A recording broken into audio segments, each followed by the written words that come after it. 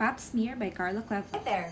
The speculum is a duckbill-shaped device that is used to examine the vaginal walls and the cervix. The pap smear or the pap test is a test that is used to screen for cervical cancers and to detect other pathogens in the cervix.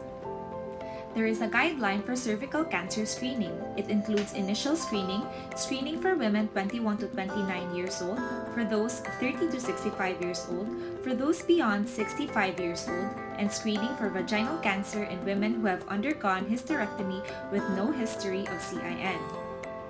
For the materials, we will need the clean gloves, glass slide, cotton tip applicator or cyto brush, the Aeris spatula, the vaginal speculum, and the lubricating jelly. May hapon ma'am, ako din si Carla Cueva niya mag-speculum exam o pap smear ko nimo.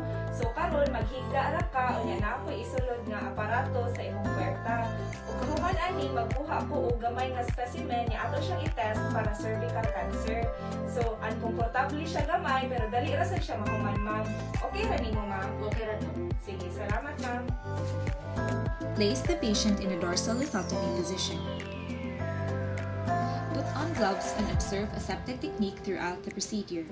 Warm the vaginal speculum and you may put a lubricating jelly on the outer surface.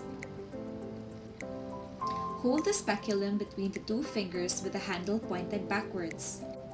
Facilitate the insertion of the speculum by placing two fingers into the introitus and pressing it down. Insert the speculum by placing the transverse diameter of the plates in the anteroposterior position and guiding it in a downward motion with the tips pointed towards the rectum. Once inserted, the speculum is turned so that the transverse axis of the blades is in the transverse axis of the vagina. Insert the blades fully. Visualize the cervix as you open the speculum by twisting the screw adjustment on the speculum space. Inspect the vaginal canal. Gently remove excess mucus with the use of a cotton swab. Sample the endocervical canal with a cotton tip applicator, which is placed in the canal and rotated 360 degrees. Smear the material obtained thinly on a glass slide by rotating the swab or brush. Label the specimen and fix the slide immediately. With an Aeris spatula, the entire transformation zone, which is the junction between the endocervix and the ectocervix, is also scraped and smeared thinly into the second slide labeled transformation zone. It is also fixed immediately.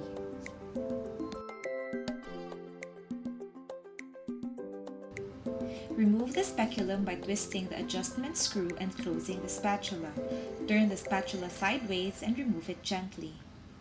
Thank the patient and discard the used materials. Okay na, salamat ma'am ha. Salamat po. Thank you for watching.